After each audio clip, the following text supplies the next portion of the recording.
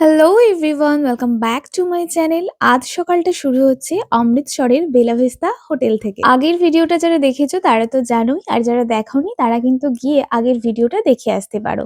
আমরা ছিলাম 201 নাম্বার রুমে। চলো তোমাদের সাথে রুমটা একটু শেয়ার করি। এই হলো আমাদের সুন্দর বেড। বেডের পাশে কিন্তু বেড সাইড টেবিল রয়েছে দুটো।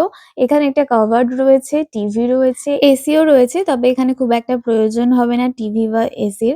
চলো এবার ওয়াশরুমটা তোমাদের একটু শেয়ার করে দিই। ওয়াশরুমটাও ছিল বেশ বড় আর নিট অ্যান্ড ক্লিন। তোমরা তো জানোই আমরা ভোরবেলা এখানে এসে পৌঁছেছি, তো 2 ঘন্টার রেস্ট নিয়ে আমরা রেডি হয়ে বেরিয়ে পড়েছি, কারণ আজ আমরা যাচ্ছি অমৃতসরের স্বর্ণ মন্দির দর্শন করতে। অমৃতসরের স্বর্ণ মন্দির শিখ ধর্মের সবচেয়ে পবিত্র তীর্থস্থান, যা এর আধ্যাত্মিকতা ও সোনার প্রলেপ দেওয়া স্থাপত্যের জন্য বিখ্যাত। তবে এই মন্দিরটি শুধু শিখদের কাছেই নয়, সারা বিশ্বের পর্যটকদের কাছে এটি একটি পবিত্র স্থান হিসাবেই পরিচিতি লাভ করেছে। শিখ গুরু রামদাস 1577 সালে এটি প্রতিষ্ঠা করেন এবং মহারাজা রণজিৎ সিং 1830 সালে এটি সোনা দিয়ে মুড়িয়ে দেন। আমরা যে হোটেলটিতে ছিলাম সেখান থেকে কিন্তু স্বর্ণ মন্দিরটা একদম কাছে, তবে মন্দিরে পৌঁছানোর জন্য 500 মিটার মতো আমাদের কিন্তু হেঁটে আসতে হয়েছিল। যেহেতু এটি একটি মন্দির এবং পবিত্র স্থান, সেই জন্য আপনাদের কিন্তু জুতো রেখে তবেই ভিতরে প্রবেশ করতে হবে। এই জায়গাটাতে আপনারা কিন্তু বিনা শুল্কে একটি টোকেন নিয়ে জুতো রেখে দিতে পারেন। তবে মন্দিরের ভিতরে ফটো বা ভিডিওগ্রাফি কোনোটাই অ্যালাউড নয়, তাই এইটুকুই তোমাদের সাথে শেয়ার করতে পারলাম। আর সেদিন ছিল ভীষণ ভিড়। প্রায় 2 থেকে 3 ঘন্টায় লাইনে দাঁড়ানোর পর আমরা পৌঁছেছিলাম মন্দিরের ভিতরে। স্বর্ণ মন্দির থেকে ফিরে লাঞ্চ কমপ্লিট করে আমরা গাড়ি নিয়ে বেরিয়ে পড়ি ওয়াঘা বর্ডারের উদ্দেশ্যে। শরীরটা খুব একটা ভালো না থাকায় প্রথমে ভাবছিলাম যাব নাকি যাব না। গুড্ডির শরীরটাও খুব একটা ভালো নয়, তাই ও আসেনি, কিন্তু আমি পরবর্তীতে ভাবলাম যে না, ঘুরেই আসি, এই সুযোগ পরে আর পাবো কি পাবো না তার তো কোনো ঠিক নেই। তাই একটু কষ্ট হলেও সবাই মিলে বেরিয়ে পড়লাম, তবে গুড্ডিকে একটু মিস করছিলাম বটে। আমাকে তো হাতে দিয়ে দিল। আমাকে তো গালে দিয়ে চিপকে দিল। এই গুড্ডু ভাই এদিকে এসো। এদিকে গাড়ি থেকে নামা মাত্রই আমাদের গালে হাতে এঁকে দেয়া হলো আমাদের গর্ব। আমরা এখন এন্ট্রি করছি, সবাই এন্ট্রি পয়েন্ট থেকে আমরা আলাদা হয়ে গেলাম, ছেলেরা একদিকে মেয়েরা একদিকে। তো আমি এদিকে আরো দুজন রয়েছে, তাদের সাথে যাচ্ছি, আর ওরা ওই দিক দিয়ে গেছে। গাড়ি থেকে নামতেই আমাদের হাতে এই যে এইসব করে দিল, কারোর মুখে কারোর হাতে লাগিয়ে দিয়েছে। বাট এগুলো কিন্তু পেবেল, তোমরা গাড়ি থেকে নামতেই তোমাদের এরকম করে দেবে, মানে জায়গায় পৌঁছাতে তোমাদের এইসব লাগিয়ে দেবে না বলতেই। পরে বলবে 20 রুপিস করে দিতে হবে। তো এই বিষয়ে তোমরা সাবধান থেকো। তোমরা যদি চাও তবেই কিন্তু 20 টাকা দিয়ে এইসব করতে পারো, আদারওয়াইজ তোমরা কিন্তু স্কিপ করে দিতে পারো, এটা ম্যান্ডেটরি নয়। তো এখন আমরা চেকিং করে সামনের দিকে এগিয়ে যাচ্ছি। চলো দেখা যাক কতটা কি দেখাতে পারি। আমি যতদূর জানি 5টা 15 থেকে শো শুরু হবে, আর 6টা 15, মানে 5টা 45-এ শো খাতাম। তো আপাতত এটুকুই জানি, আমি জানি না, ঠিক জানি না ভুল জানি, যতটা জানি ততটা তোমাদেরকে বললাম। চলো গিয়ে তোমাদের দেখাচ্ছি। এই যে বেশ ভালো ভিড় হয়েছে, কিন্তু আমরা টুকটুক করে এখন এগিয়ে যাচ্ছি। এই যে আমাদের গর্ব, আমাদের ইন্ডিয়ার পতাকা। We love India. বরফের দেশ থেকে ঘুরে আসার পরে হঠাৎ করে এই গরমের মধ্যে আমাদের অবস্থা হয়ে গেছিল নাজেহাল। তবে ভাগ্যিস আমরা হোয়াইট ক্যারি করেছিলাম, তাই গরমটা কিছুটা হলেও কম লাগছিল। এই যে এন্ট্রি পয়েন্টের কাছাকাছি অবশেষে আমরা পৌঁছে গেছি। লাইফে ফার্স্ট টাইম আমি এই প্রোগ্রামটা দেখতে চলেছি, তবে মনে হচ্ছে বেশ ভালোই ভিড় হবে। চলুন ভিতরে গিয়ে দেখা যাক। আপাতত এই হলো ক্রাউড, তবে আমার মনে হয় এখনো অনেক লোক আসবে। এই যে আমরা বসে পড়েছি, প্রচন্ড গরম বাইরে, বিভৎস রোদ রয়েছে। অবশেষে একটা এই যে শেডের তলায় বসেছি, অনেক কষ্টে জায়গা পেয়েছি। আর ব্যাকগ্রাউন্ডে দেখো এই যে প্রচুর লোক, অনেক ভিড়। আর আজকে টেম্পারেচারও বেশ গরম লাগছে বাইরে। ঠান্ডার ওয়েদার থেকে ঘুরে এসে এই টেম্পারেচার সত্যি যেন আর সহ্য হচ্ছে না, কিছু করার নেই। এত ভালো অনুষ্ঠানটা মিস করতে চাইছি না, তাই জন্য অনেক কষ্ট করেও অবশ্যই জায়গায় ঘড়ির কাটায় এখন 4:15। আই থিঙ্ক 5টা 15 থেকে অনুষ্ঠান শুরু হবে। তো এতক্ষণ বসে থাকি, ওয়েট করি। ভালো কিছু দেখতে গেলে একটু অপেক্ষা করতে হবে। দেশ রঙ্গিলা রঙ্গিলা দেশ মেরা রঙ্গিলা। এখন আপনারা যে জায়গাটা দেখছেন সেটা পাকিস্তানের সাইড, ওখানে একদমই ফাঁকা, কোনো অনুষ্ঠান ওখানে হচ্ছে না।